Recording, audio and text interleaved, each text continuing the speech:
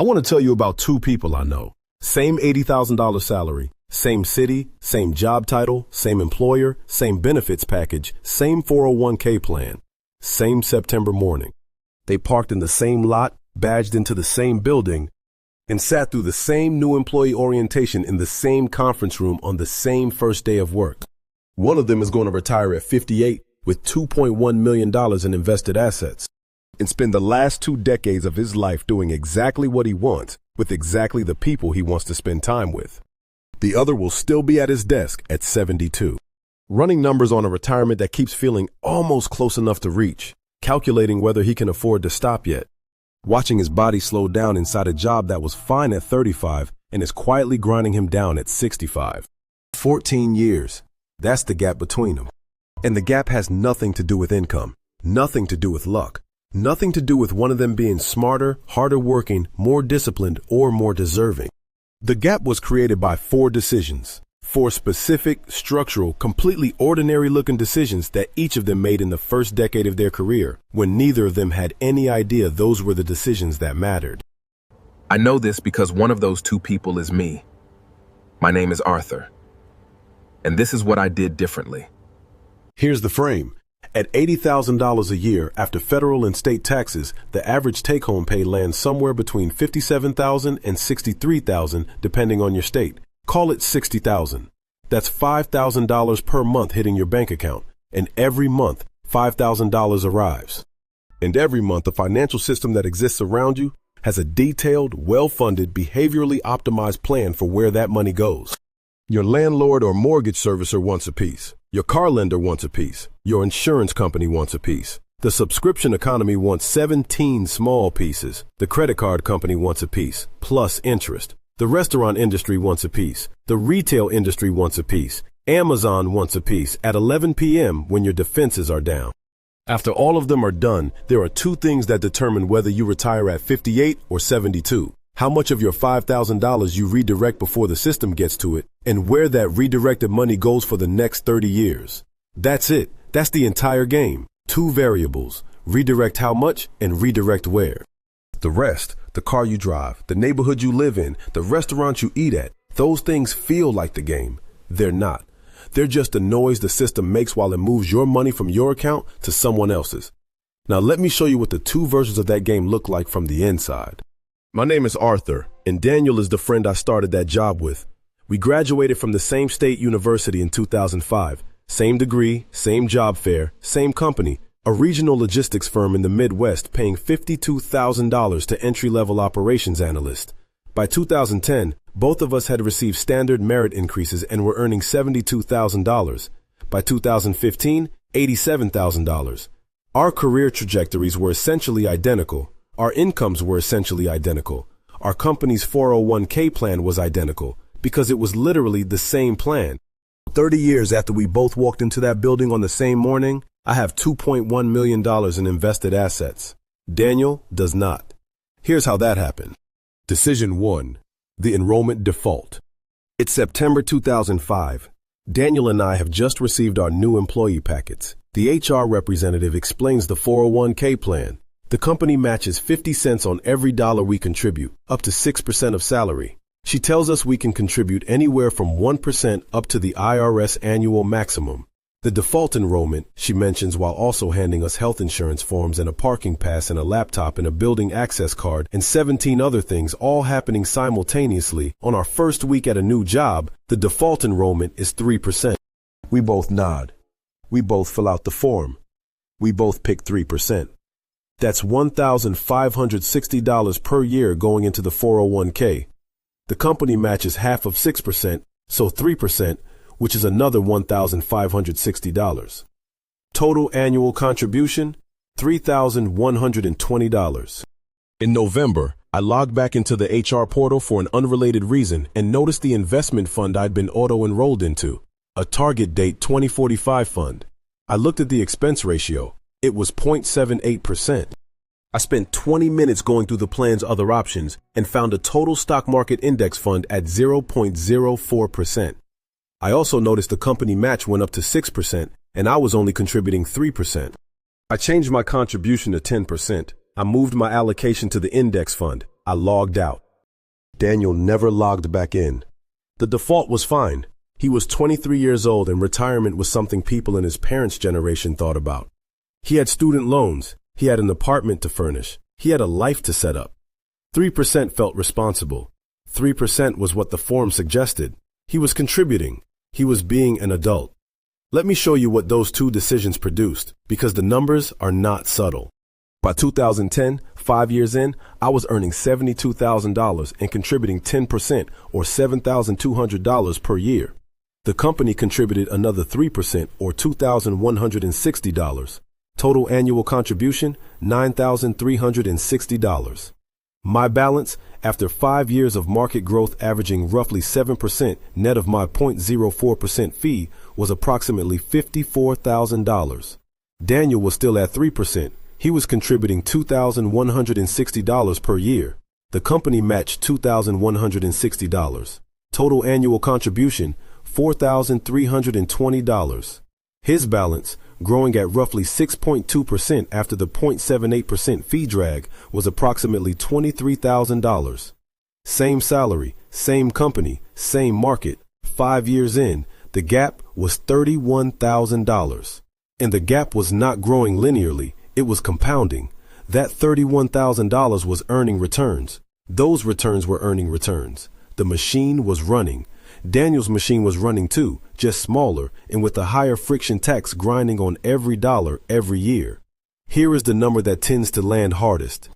The difference between a 0.04% expense ratio and a 0.78% expense ratio on $100,000 growing at 7% annually for 30 years is approximately $147,000.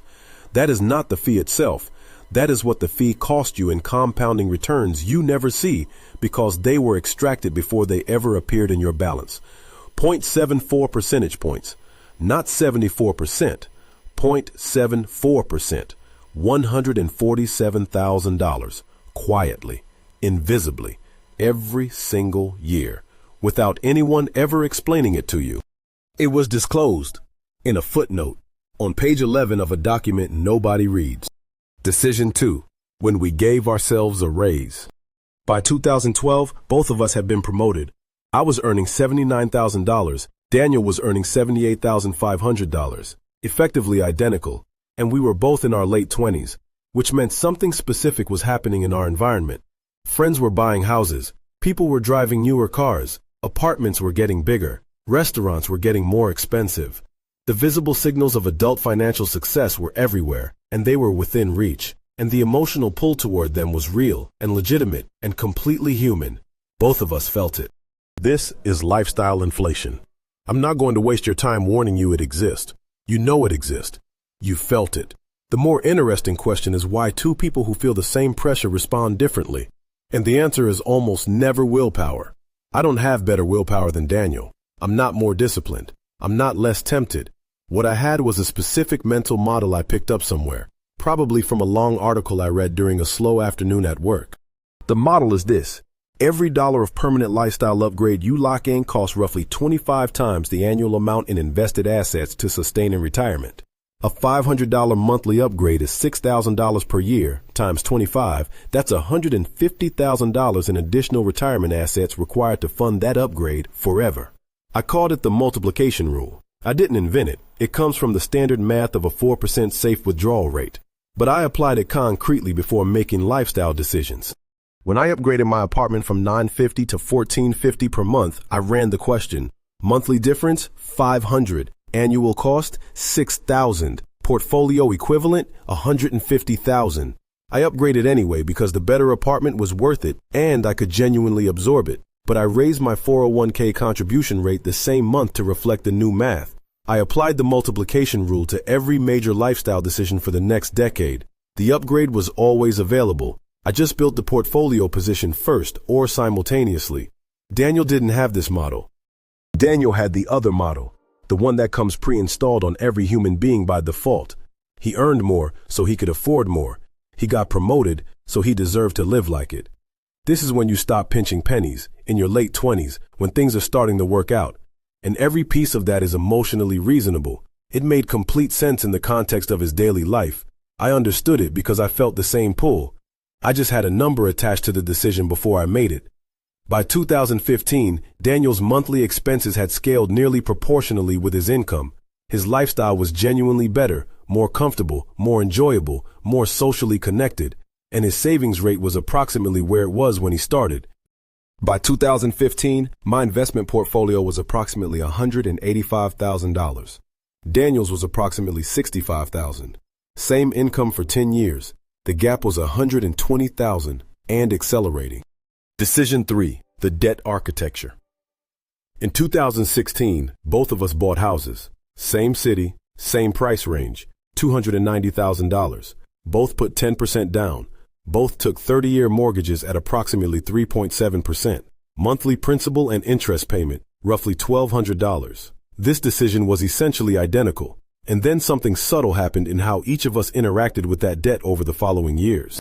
Daniel ran his mortgage the way most people run a mortgage. He made the required payment, he refinanced once in 2020 when rates dropped, lowered his monthly payment, freed up about $140 per month, which got absorbed into general spending. He didn't think much about the mortgage after that. It was just the biggest bill. It arrived every month like weather. You pay it and move on. I made the required payment too.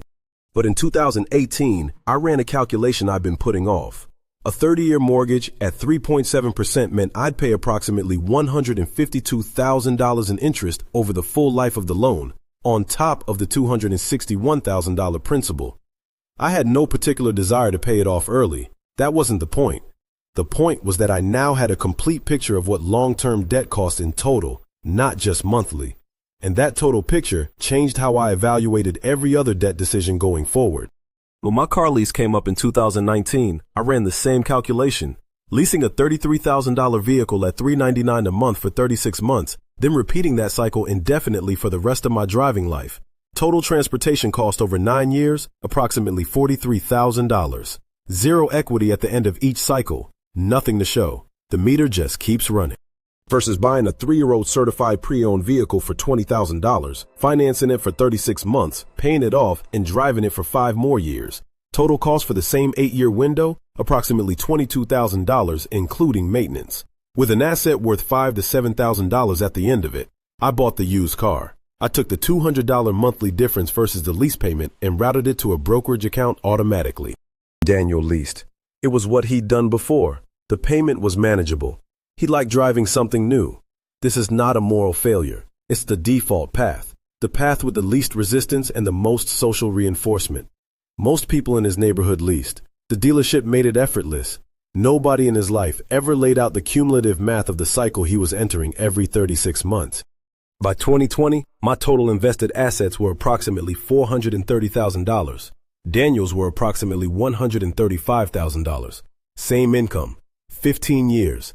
$295,000 gap. Decision 4, the identity shift. This one operates at a level most personal finance content never reaches. And I want to be careful here, because this is where it's easiest to sound like I'm bragging or moralizing. I'm not. What happened to me wasn't discipline. It was a threshold effect. Around 2013 or 2014, I crossed a balance in my investment account where the account started behaving differently in my life. When my balance was $18,000, the market's daily fluctuations produced dollar swings of $200 or $300. Not nothing, but not information that felt urgent or relevant to my daily life. When my balance crossed $85,000, the same percentage swings produced daily moves of $800, $1,200, $1,600. I started checking the account, not obsessively, not anxiously, just the way you start watching the weather when you have a reason to care about it. Research from behavioral economists at the University of Chicago on this exact dynamic.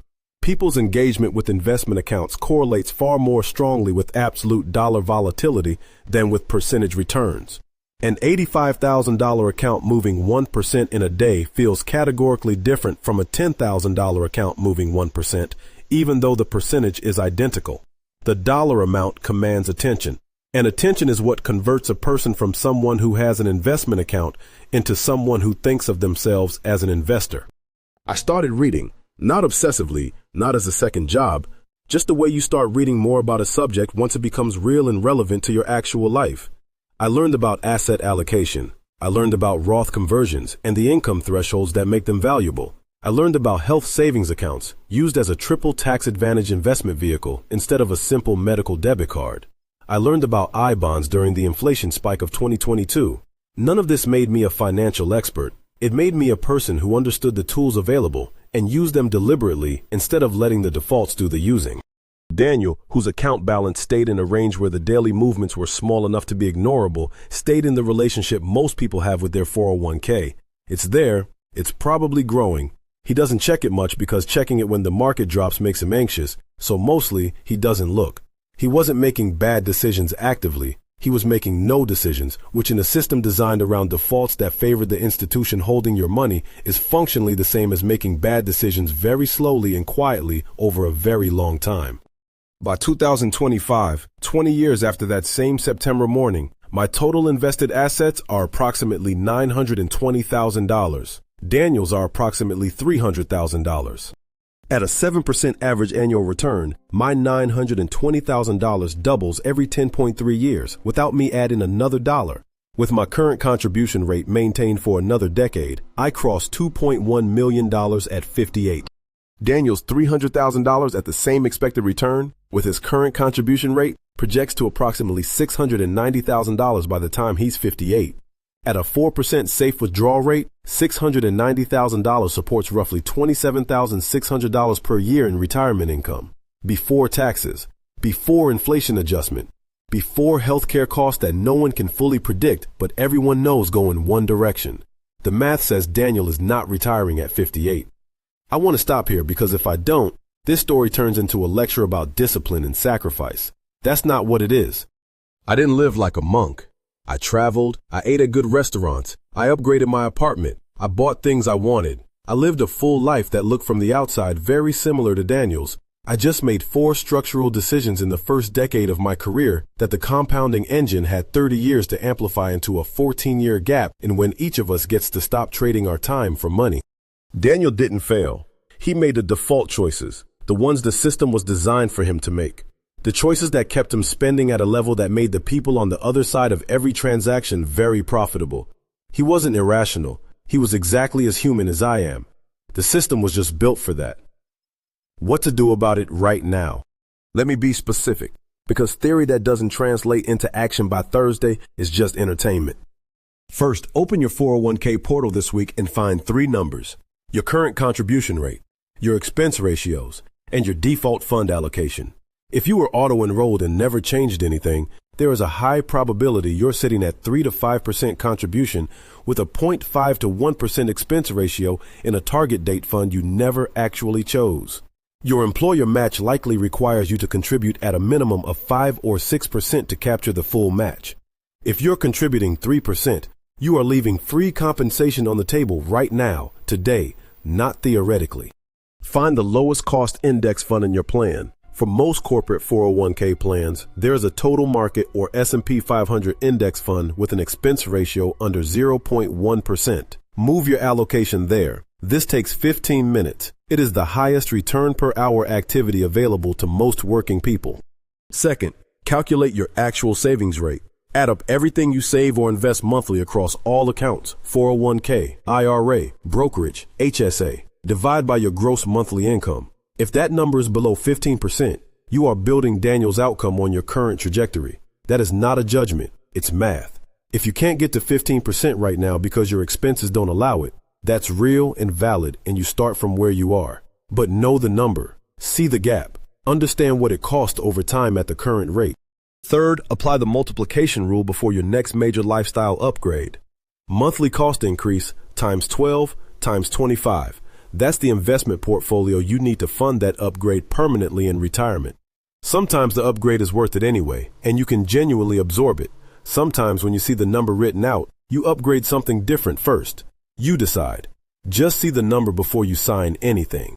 Fourth, if your investment account balance feels too small to pay attention to right now, pay attention to it anyway. The engagement that eventually converts you from someone who has an account into someone who thinks of themselves as an investor doesn't come from reading books. It comes from watching your actual money in an actual account do things. The attention itself is part of the return. The deeper truth. Here's what I want you to sit with, because it's the part that changes the frame on everything else. Every dollar you redirect toward investments before the system gets to it is a unit of time you're buying back from your future self. Not metaphorically. The math of retirement is the math of converting present dollars into future time. The faster you accumulate invested assets, the sooner you cross the threshold where your portfolio generates more income than your job does. At that threshold, work becomes optional, not because you're wealthy, not because you've arrived somewhere, because you have the option to say no. The option to walk away from a role that's grinding you down. The option to take a lower paying job you actually care about. The option to spend a Tuesday afternoon with your family instead of in a conference room. The option to take 3 months off without financial panic. The option to absorb a health crisis without going broke. That's what $2.1 million is. Not a score, not a number to brag about. An option, a set of choices that does not exist for the person sitting at $690,000. Not because Daniel made catastrophic decisions, because Daniel made default decisions. And default decisions, slowly, quietly, completely invisibly, transferred his future optionality to the institutions that were designed to receive it. Daniel and I earned the same income for 30 years, paid roughly the same taxes, lived in the same city. One of us got 14 additional years of life outside of compulsory employment. Not because I earned more, because I understood 4 things early enough that the compounding engine had time to do what compounding engines do when you give them a long runway and enough to work with. The only difference was what I knew and when I knew it. You now know it. The question is whether you're going to use it to build this life or whether you're going to let the system, which never takes a day off, which is running right now while you're watching this, keep building Daniels. My name is Arthur. Subscribe if you want the next breakdown. I'll see you there.